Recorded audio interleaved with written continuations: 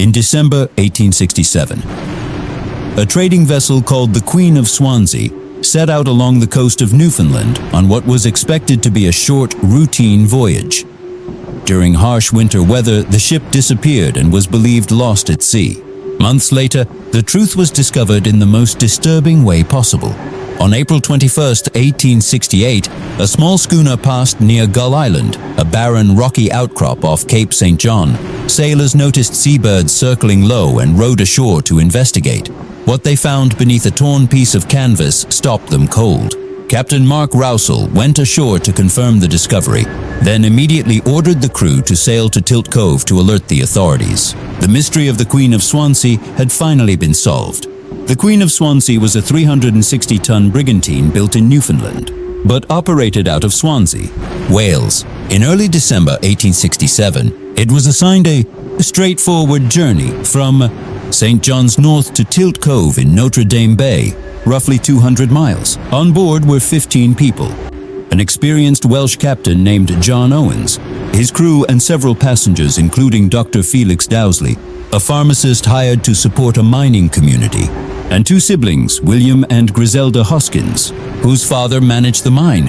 Everyone expected to arrive before Christmas. The ship departed on December 5th. The weather was unsettled but not alarming. That changed quickly. A powerful storm drove the vessel more than 160 miles off course. For nearly 3 days, passengers and crew endured freezing spray, violent seas, and little rest. After 7 difficult days, the ship finally reached the entrance to Notre Dame Bay on December 12th. The captain chose to wait for daylight before navigating the island-filled waters, but the pilot pressed on during the night, and a second snowstorm swept in without warning. Visibility collapsed. The crew searched for landmarks. The passengers were awake, expecting to arrive soon. They were only 12 miles from Tilt Cove. Directly ahead was Gull Island.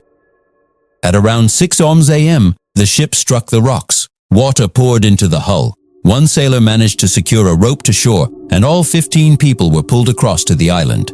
Despite the chaos, everyone initially survived, but they had escaped with almost nothing. 3 crewmen and 1 passenger returned to the stricken vessel to gather food and supplies. They managed to bring back a spare sail before the line snapped. A wave pulled the ship back into the sea, taking all 4 men with it. 11 survivors were left on Gull Island. The ship was gone. The island was merciless. Steep cliffs, no trees, no shelter, no food, no fresh water. The survivors huddled beneath the salvaged sail as winter. Winds swept across the exposed rock. They could see the mainland clearly, smoke rising from houses at Shoe Cove just a few miles away. They could see boats. No one came. They ate snow, which brought little relief and made them colder. They tried to burn scraps of grass, but there was almost nothing to burn. A second storm hit on their second day. As the days passed, they grew weaker. Among the few things saved from the wreck was a tin case containing the ship's papers and a logbook. Several survivors wrote during the ordeal. Captain Owens recorded events in a restrained, dutiful manner. Dr. Felix Dowsley wrote letters to his wife, Margaret, waiting for him in St. John's. His words were raw with fear and pain. On December 16th, he described lying on bare rock beneath the frozen sailcloth, his clothes soaked, his feet swollen so badly he could barely walk. There was no food, only snow. He told Margaret not to expect his body to be returned if he died. The others, he wrote, might need it to survive. They were barely a week into their ordeal.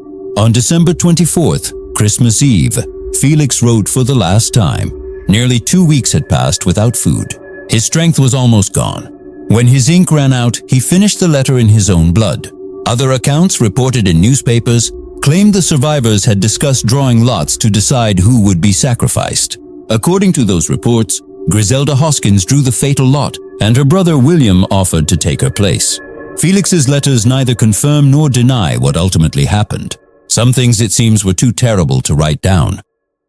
When a recovery party returned to Gull Island, they found 9 bodies beneath the torn sail.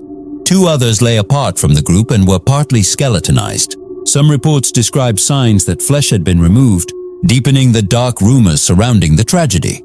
The freezing conditions had preserved the remains where they lay.